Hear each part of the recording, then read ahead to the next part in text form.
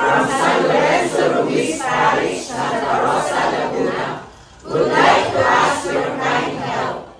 Donate a tithe for only 950 pesos. Donate